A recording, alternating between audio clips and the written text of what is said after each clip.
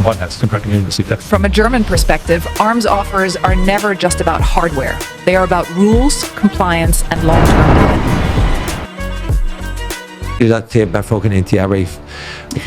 From a Southern European perspective, offers of defense cooperation are rarely isolated acts. Amerika Serikat kembali menunjukkan wajah aslinya dalam diplomasi global, senyum di meja dagang, tekanan di balik layar. Laporan South China Morning Post membuka fakta menarik, bahkan memalukan bagi jargon perdagangan bebas. Bahwa Washington disebut mengusulkan penurunan tarif impor untuk Indonesia dengan syarat Jakarta membeli sistem drone buatan AS. Dagang iya, tapi jangan lupa, harus satu frekuensi geopolitik. Jelas ini bukan sekadar transaksi ekonomi. Ini adalah politik luar negeri berbaju faktur dan kontrak militer. Tarif dipermainkan, alutsista ditawarkan, lalu dibungkus dengan narasi kerjasama strategis. Pesannya jelas, mau insentif ekonomi. Menurut artikel South China Morning Post, dokumen yang bocor menunjukkan bahwa AS mengusulkan menurunkan tarif impor bagi produk Indonesia dari 32% menjadi 19%. Jika Indonesia setuju membeli drone pengawasan maritim buatan Amerika Serikat dan mengumumkan pembelian itu secara publik. Jangan terlalu dekat dengan China. Dunia dipaksa memilih, meski dibungkus dengan bahasa diplomatik yang halus tapi beracun. Yang menarik, drone yang dimaksud bukan drone mainan. Ini adalah sistem pengawasan maritim, alat yang secara implisit diarahkan ke kawasan sensitif seperti Laut China Selatan. Artinya, AS bukan hanya ingin menjual barang, tetapi juga menanam posisi strategis. Indonesia diposisikan bukan sebagai mitra setara, melainkan pion dalam papan catur Indo-Pasifik. Pemerintah Indonesia sendiri disebut tidak pernah menerima permintaan resmi secara terbuka. Namun publik internasional paham satu hal, tekanan tidak selalu datang lewat surat resmi, kadang lewat bisikan dalam ruang negosiasi. Inilah gaya klasik Washington, tidak memaksa secara terang-terangan, tapi membuat pilihan lain terasa mahal dan berisiko. Bagi Indonesia, situasi ini adalah ujian nyata politik luar negeri bebas aktif. Apakah Jakarta akan tetap berdiri di jalurnya, bermitra dengan semua, tunduk pada siapapun? Atau perlahan digiring untuk memilih sisi demi insentif jangka pendek? Sejarah menunjukkan, negara yang kuat bukan yang paling patuh, tapi yang paling konsisten menjaga kedaulatan keputusan. Ketika tarif, drone, dan geopolitik dicampur dalam satu meja, ini bukan lagi soal ekonomi. Ini adalah perang pengaruh dengan nota kesepahaman sebagai senjata. Dan Indonesia, suka atau tidak, sedang berada tepat di tengah medan itu.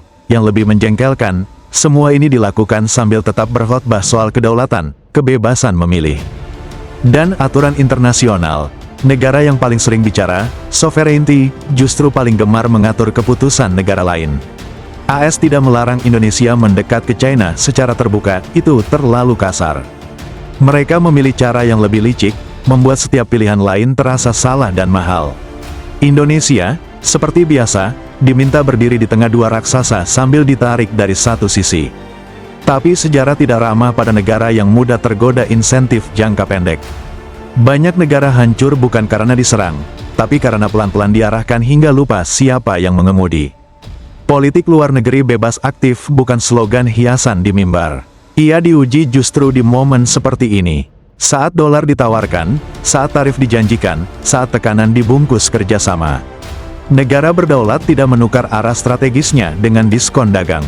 Pesan kami untuk negara ini sederhana, Indonesia bukan radar, Indonesia bukan pasar yang bisa diarahkan dengan faktur. Indonesia bukan pion dalam perang dingin versi baru. Jika kekuatan besar ingin bermitra, silakan.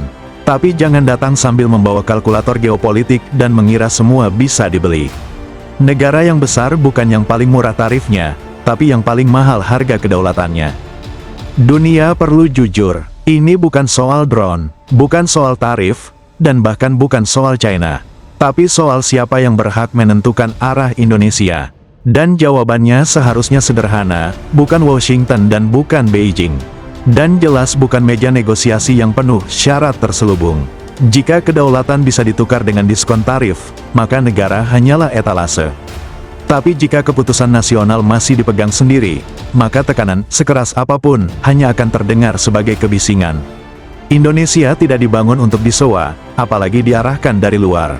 Imperium runtuh bukan karena kehabisan senjata, tapi karena terlalu percaya semua orang bisa dibeli. Dan bagi siapapun yang masih berpikir Indonesia bisa ditekan dengan katalog alutsista dan janji dagang. Satu hal perlu diingat, negara ini mungkin bersabar, tapi tidak pernah murah. Sekarang bukan lagi soal diplomasi. Jelas ini soal harga diri sebuah bangsa. Ketika tarif dijadikan tali, drone dijadikan umpan, dan kerjasama dijadikan kedok, maka yang sedang diuji bukan ekonomi Indonesia, melainkan nyali negaranya. Hari ini mereka menawarkan potongan tarif. Besok mereka menagih sikap, lusa mereka menuntut keberpihakan, dan jika ini dibiarkan, yang tersisa bukan kemitraan, melainkan ketergantungan yang dibungkus istilah kerjasama. Bangsa besar tidak gentar pada tekanan. Bangsa lemah baru sibuk menghitung diskon. Indonesia tidak berdiri di tengah untuk ditarik ke kiri atau ke kanan. Indonesia berdiri tegak karena ia memilih berdiri sendiri. Jangan lupa like jika konten ini menambah wawasan, share agar diskusinya makin luas, dan subscribe supaya tidak ketinggalan analisis strategis berikutnya. Jayalah Indonesiaku!